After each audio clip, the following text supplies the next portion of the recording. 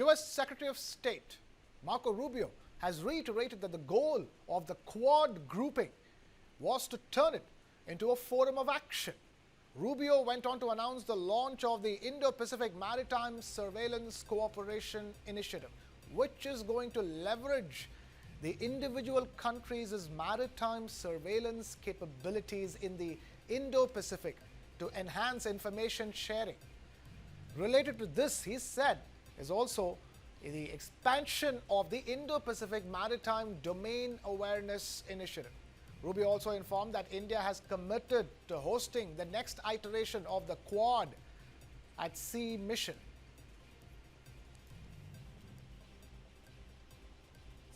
The Quad Critical Minerals Framework, which will guide each of us to leverage economic policy tools and coordinate investment to strengthen critical mineral supply chains, including in mining and processing and in critical minerals recycling.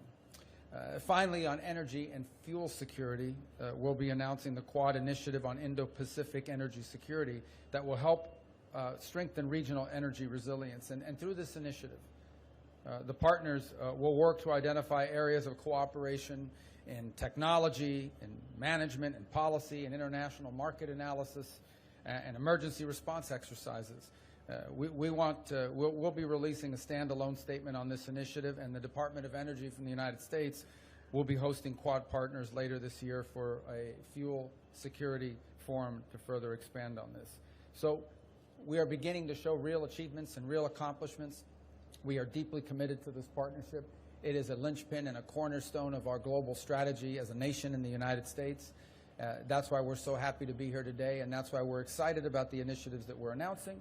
And we're even more excited about the initiatives we're going to be working together as these take life and new opportunities present themselves. And I want to thank all of you, all three of you, for being here. I want to thank you for hosting us, Minister Jaishankar. And I want to thank India, by the way, for being a tremendous host. We've been here now for 4 days, and it's been a phenomenal visit. Jaishankar says that the goal of the Quad countries is to intensify cooperation among ourselves while helping others. Jaishankar also said that Quad countries also devoted time to discussing the threat of terrorism. And in the coming days, the Indo-Pacific will become even more important to the world. We, the Quad nations, are open societies who foster innovation and creativity in our quest for growth and prosperity. These forces are strengthened when we undertake more exchanges, as we intend to do. So, whether it is in business forums, healthcare initiatives, or digital activities, each facet of a joint effort makes the region that much better. As democratic nations, we also devoted attention to countering the common threat of terrorism. There must be zero tolerance for terrorism, and nations subject to terrorist attacks have the right to defend themselves. A free and open Indo-Pacific has many dimensions and facets.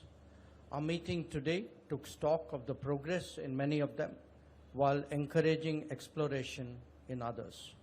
In the coming days, whether it is economic activity, energy trade, or maritime commerce, the Indo-Pacific will become even more important to the world. The responsibilities of the Quad will grow commensurately, and we must prepare for that. And now we have Ambassador Bhaswati Mukherjee, former Indian diplomat, now joining us on the broadcast. We also have Lieutenant General Sanjay Kulkarni, defense and geopolitical expert, also with us on the broadcast. Thank you both of you for taking time out to be with us. Ambassador Bhaswati Mukherjee, let me begin by asking you a very simple, straightforward question. High-profile talks, so many cameras, the entire world media watching this Quad meeting. Questions, but again, swirling around what will happen after this. Will the Quad continue to be a force to reckon with? Thank you very much for having me on your show. My assessment is that the fact that the U.S. Secretary of State is here in Delhi and decided to come for the Quad Foreign Ministers meeting indicates that perhaps U.S. is slowly trying to rebalance the foreign policy shifts that occurred over the last 7-8 months, whereby many thought that Quad is being pushed to one corner, that President Trump is trying to go it his way. He's trying to develop what is called the G2, that is US and China, etc. That he's turned his back on the rule-based order in Indo-Pacific, which is what the Quad is all about. And in the process, he's turned his back on many of his traditional allies. Today's meeting and Secretary Rubio's speech, as well as EM's own speech, demonstrates um, a shift, a significant shift, because once more, issues which are of extreme importance and which had been ignored for several months have come back in focus. That includes AI, technology, maritime surveillance, terrorism, etc. And EM demonstrates that in open society, therefore, they have a natural relation and alliance together. I think it's Right, very Ambassador Bhaskar Mukherjee, we need to fix your audio just a bit and then we'll come back to you. Quickly, we'll fix that audio line with you. We're not able to hear you clearly, but quickly, let me take this across to Lieutenant General Sanjay Kulkarni. Lieutenant Sanjay Kulkarni, again, it's, from everything from the United Nations to NATO, the question is on relevance. Yes, there is great intentions that go behind creating these groupings, but the question here is that now there is serious intent shown by the US, but there's no President Trump over here, it's a Secretary of State. Can we take this as a sort of a reboot of Quad and expect better things to come from the Quad in the coming days?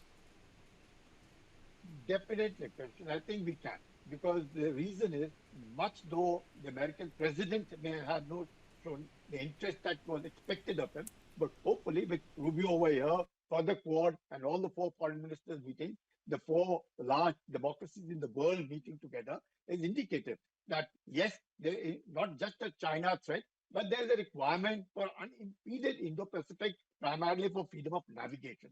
That's something that they really need to do.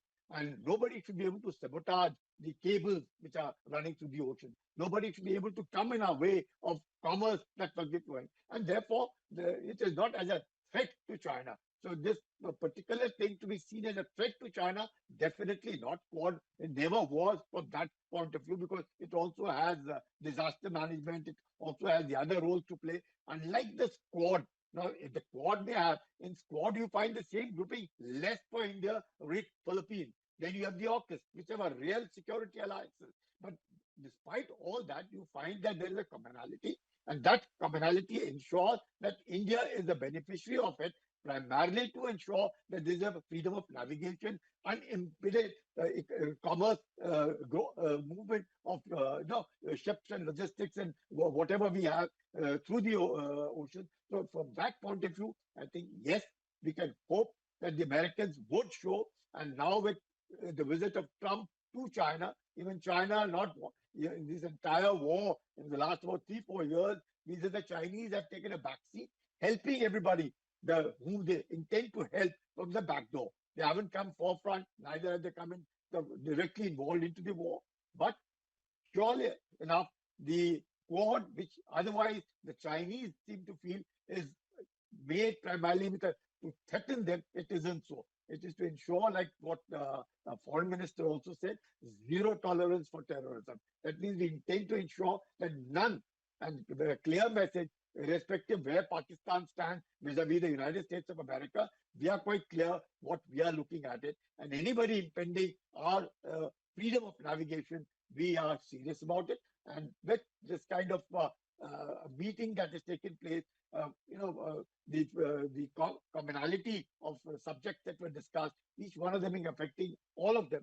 I think, yes, I can hope that Quad has been rebooted. Quad has been given that additional, a booster dose, which probably it was considered that it's gone to the back burner. I can hope that, yes, with this kind of rebooting, Quad will take a front seat, and they would the intention of freedom of navigation, zero tolerance for terrorism, ensuring that the Indo-Pacific, even the criticality of minerals, as what was been discussed about, even the cables which run all along, the safety of those cables, the logistic movement that takes place, all of it will be addressed, and it would be a win-win situation for all the four democracies for Indo-Pacific. Yeah. All right, let me take this back to Ambassador Basudev Mukherjee. I hope we can hear you. We can hear you now clearly. You were saying that there is a future for Quad. This is a very important moment for Quad with Marco Rubio. The U.S. is signaling its seriousness to go with it. Then there is a larger a framework that was that came into existence today. The maritime framework initiative that is coming, and then there'll be more going forward as well. But then we're okay with Secretary of State Marco Rubio this time around, but this next time, India is tasked with hosting the next iteration of the summit, where we will definitely expect the U.S. President to be there. Absolutely. I think the issue is that this Quad Foreign Ministers meeting has restored some normalcy among Quad members vis-a-vis United States. That's really very important. The messaging from the US Secretary of State was reassuring, and the messaging from our own External Affairs Minister was even more reassuring. We hope to have a Quad summit, but maritime surveillance should not mean that once again the United States decides to its own business with China and make India the fulcrum for stopping Chinese expansion in this. You can't have it both ways. Yes, first restore the relationship, and then only can we go back to the way it was as it was under Trump's first term. In fact, we have the final fact sheet or whatever, the final details of the Quad Foreign Ministers meeting. You have obviously all the things that I mentioned, the Indo-Pacific Maritime Surveillance Cooperation, which has just been signed, expanding the work as part of the Indo-Pacific Partnership for Maritime Domain Awareness, and then India will host the next edition of the Quad at Sea Ship Observer Mission. That it will be crucial, isn't it, going forward? Christian, are you asking me Yes, this question? yes.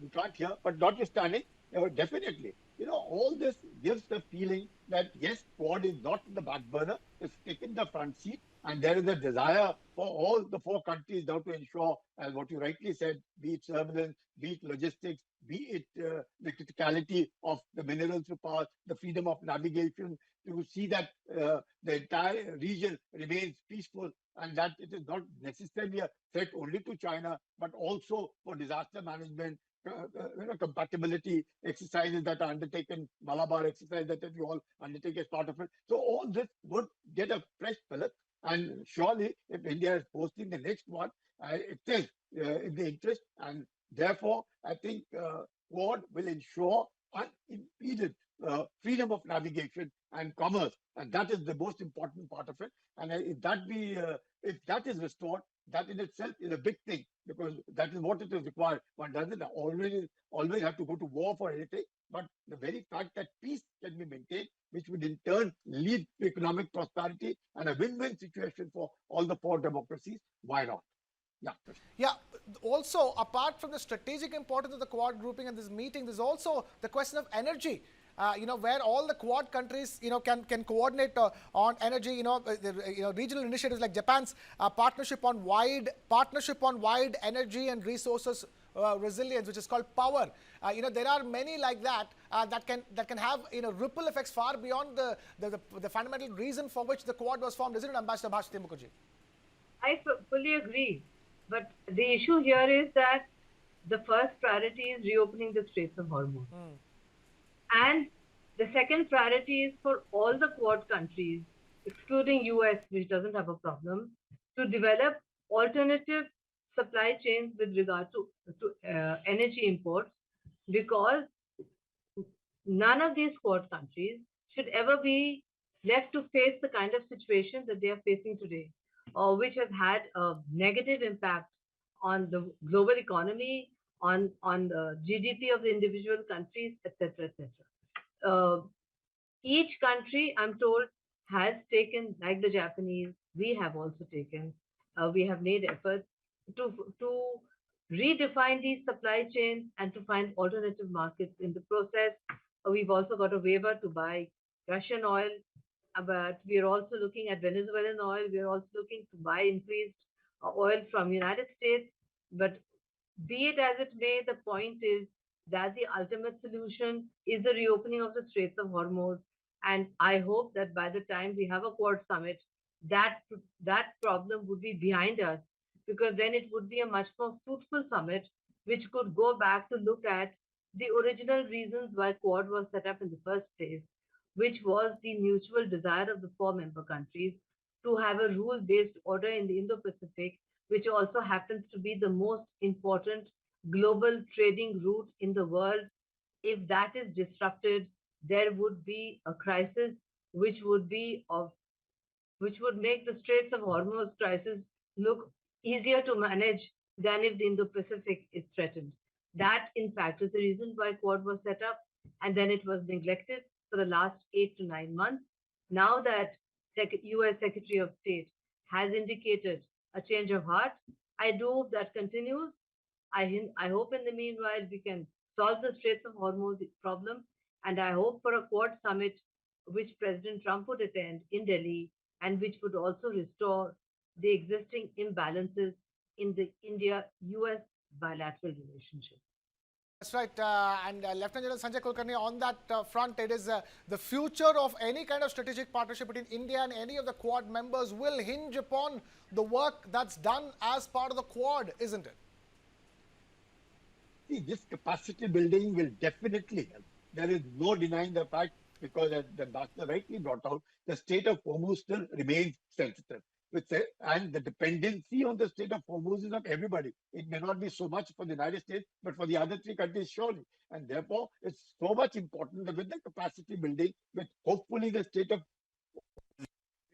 and you will find that this capacity building will ensure freedom of navigation. It will ensure unimpeded, movement of logistics along the sea. So all this counts, and I think that is where it's extremely, extremely important that all the four democracies are on the same page, ensuring whether it is for surveillance, whether it is for logistics, whether it is for ensuring your cables running under the ocean are safe, whether it is for disaster management, or all of this capacity building will help to bring in peace, freedom of navigation, which is a win-win situation for all the four democracies in the Indo-Pacific.